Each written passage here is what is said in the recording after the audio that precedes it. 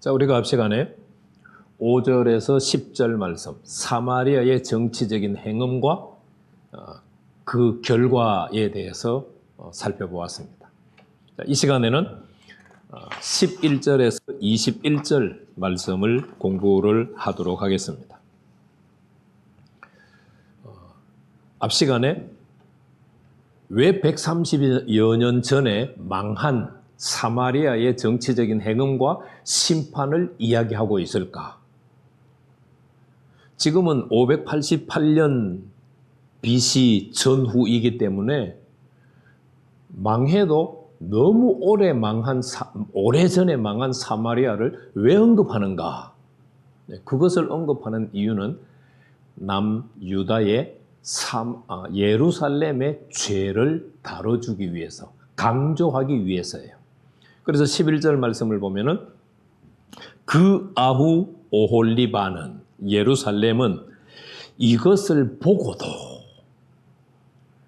북이스라엘이 정치적으로 의지했던 아수르, 그 아수르가 북이스라엘을 멸망시키는 것을 보고도 라는 말이에요.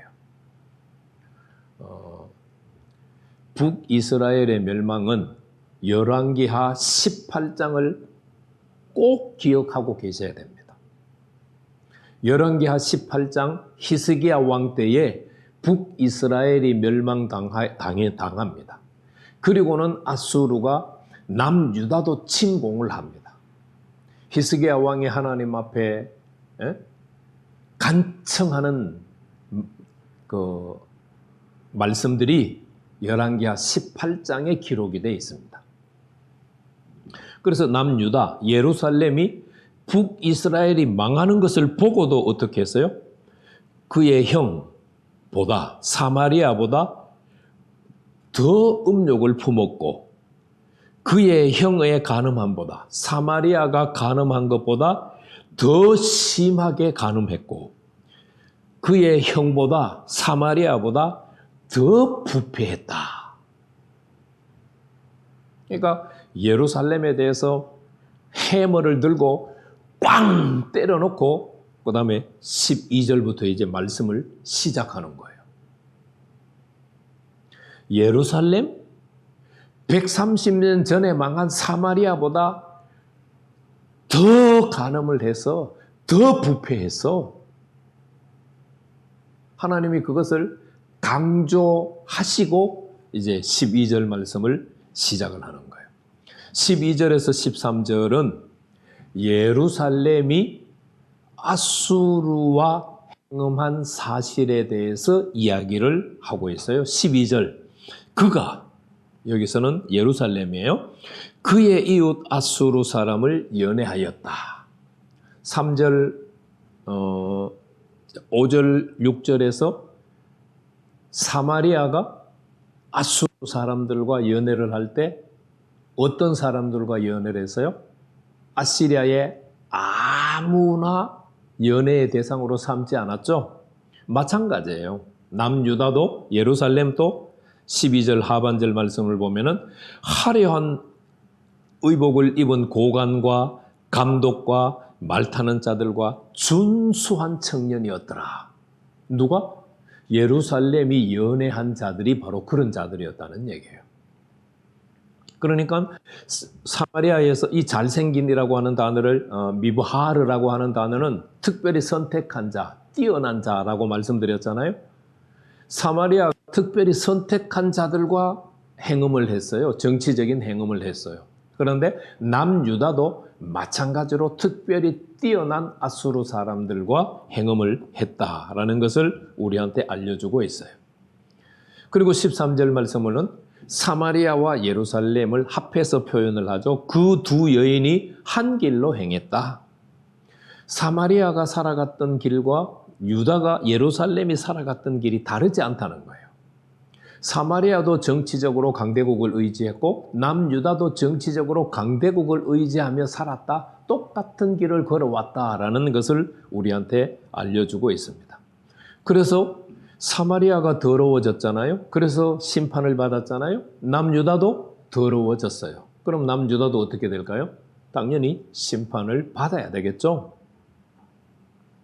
자, 12절, 13절은 남유다, 예루살렘이 아수르와 행음한 사실을 언급을 했어요. 그리고 이제 14절, 15절, 16절, 그리고 17절 말씀까지 보면은 남유다가 바벨론과 행음하게 된 동기와 바벨론과 행음하는 장면을 다뤄주고 있어요. 14절에서 16절 말씀은 남유다가 바벨론과 행음하게 된 동기를 다뤄주고 있어요. 어떤 동기에서 행음을 시작했어요? 14절 말씀에 보면은 그가 음행을 더하였음은 붉은색으로 벽에 그린 사람의 형상 곧 갈대아 사람의 형상을 봤다. 남유다 사람들이 어떤 붉은 벽을 봤는지는 모르겠어요. 그런데 이 남유다 사람들이 붉은 벽에 그려진 사람의 형상을 봤어요. 그런데 그 사람의 형상이 갈대아 사람들의 형상이었어요. 붉은 벽에 그려진 갈대아 사람들의 형상을 보고 행음하고자 하는 마음이 불붙듯이 일어난 거예요. 왜 불붙듯이 일어났을까요? 자, 15절 말씀해 보니까 그 형상은 허리를 띠로 동이고 머리를 수건으로 쌌어요.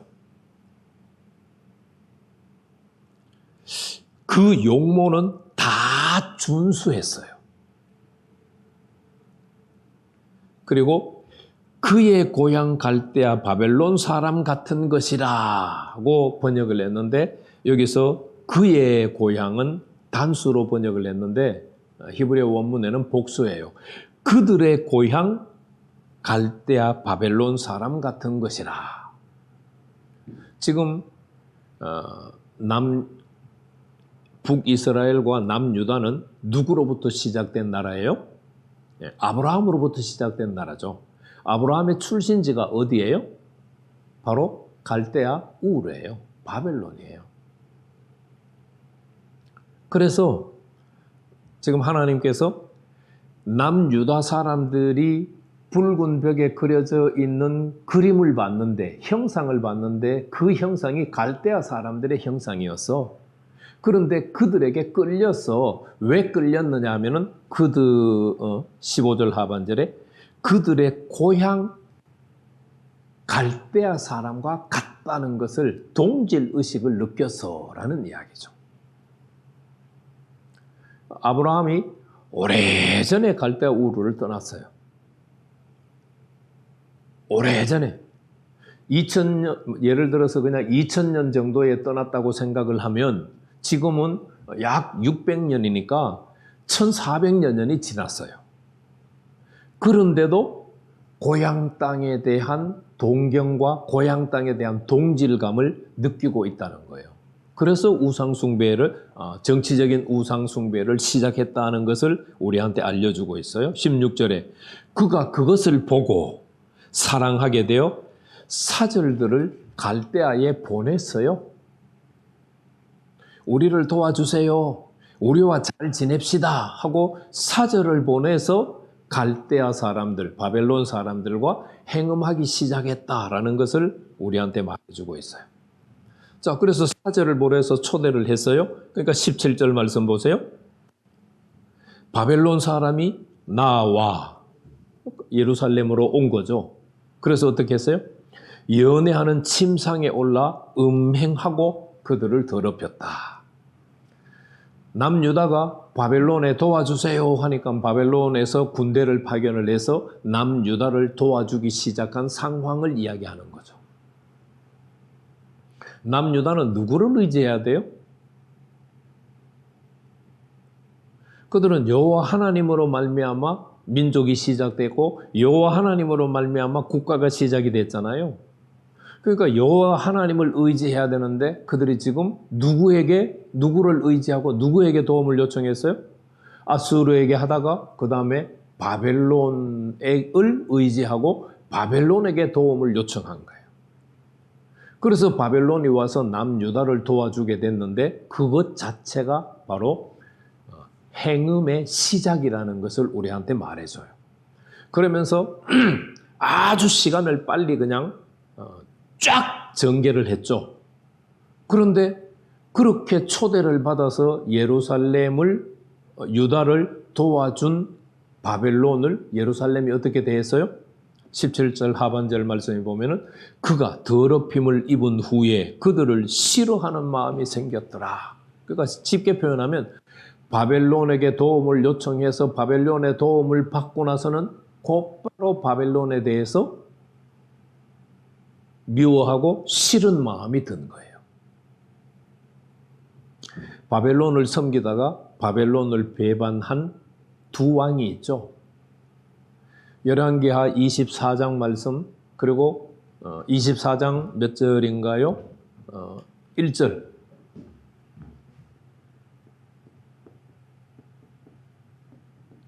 열왕기하 24장 1절 말씀을 보면 여호야김 왕이 바벨론을 3년을 섬기다가 배반을 해요. 그리고 열왕기하 24장 20절 말씀, 그리고 25장 1절 말씀을 묶어서 보면은요, 시드기야가 거의 9년 가까이 바벨론을 섬기다가 바벨론을 배반해요.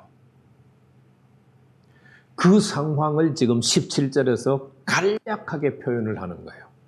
그들이 우리 도와주세요라고 사신을 보내서 도움을 받기 시작을 했는데 이내 도움받았던 바벨론을 배반했다라는 것을 이제 17절에서 설명을 해줬어요.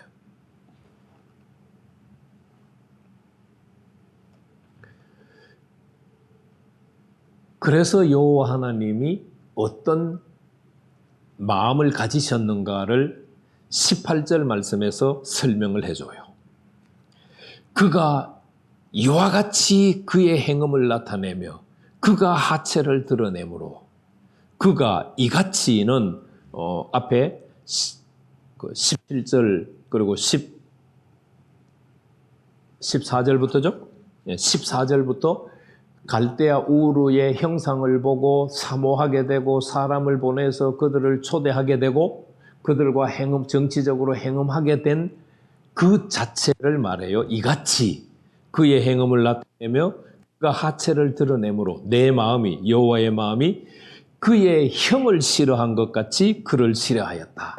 사마리아를 싫어한 것처럼 예루살렘도 싫어하게 되었다. 그러니까 18절은 여호와 하나님께서 예루살렘에 대해서 심판을 하고자 했다라는 것을 지금 우리한테 알려주고 있는 거죠.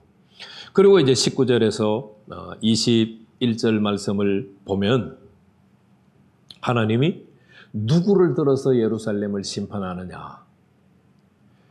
19절 그가 그의 음행을 다하여 젊었을 때에 애굽 땅에서 해금하던 때를 생각하고 20절에 그의 하체는 나귀 같고 그의 정수는 말 같은 음란한 간부를 사랑하였도다. 이 19절에서 21절 말씀은 과거에 애굽 시절에 행음했던 것을 다시 지금 하나님께서 말씀하고 계시네요. 사마리아도 똑같이 5절에서 7절은 현재에 간음하는 대상을 이야기하고 8절에서 과거에 간음했던 상대를 언급했잖아요. 마찬가지로 지금 예루살렘에 대해서도 11절에서 18절 말씀까지 아수르와 바벨론에 대한 행음한 사실을 이야기를 하고 다시 애굽 시절에 간음한 이야기를 정치적으로 행음한 이야기를 지금 19절, 20절, 21절에서 하고 있네요. 똑같이 그거는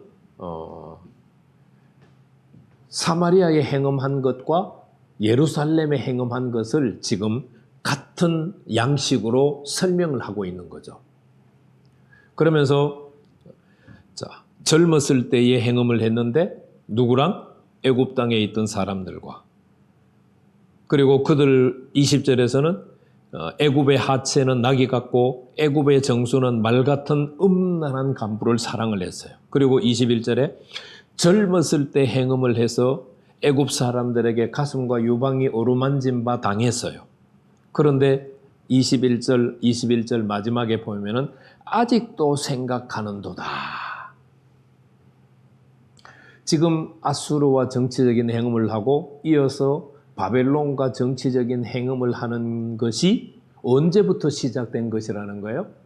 그들의 어렸을 때, 젊었을 때 애굽에서부터 시작된 행음이 지금 또 계속되고 있다는 것을 알려주고 있어요. 그것을 강조하기 위해서 18절, 19절, 20절, 21절에서 애굽의 행음에 대해서 하나님께서 언급을 하셨어요.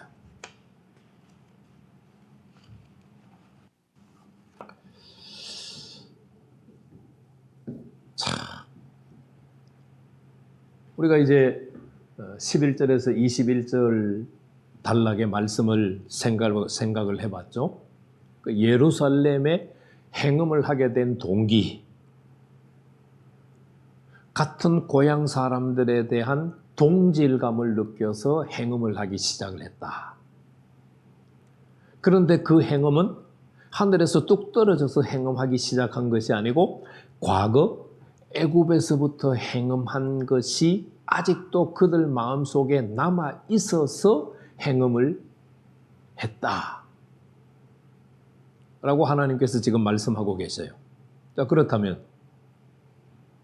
우리가 오늘 11절에서 21절 말씀을 정리하면서 생각해 봐야 될 게 뭘까요? 과거의 죄를 단절한 사람이 분명히 있어요. 그런데 과거의 죄를 단절하지 못하고 과거의 죄를 생각하면은 자꾸만 즐기고 싶은 마음을 가진 사람도 있을 수 있어요. 과거의 죄를 단절한 사람은 어떻게 될까요? 여호와께서 그 사람의 죄를 기억도 안 하시겠죠. 그런데 과거의 죄를 단절하지 못하고 지금 또 그 과거의 죄를 회상할 때마다 짓고 싶은 마음이 있거나 짓게 되는 사람은 어떻게 될까요? 여호와 하나님께서 예루살렘을 대하는 것과 같이 대하는 결과가 일어나겠죠. 자, 그럼 이제 22절에서 35절 하나님께서 예루살렘을 어떻게 심판하는가를 다음 시간에 살펴보도록 하겠습니다.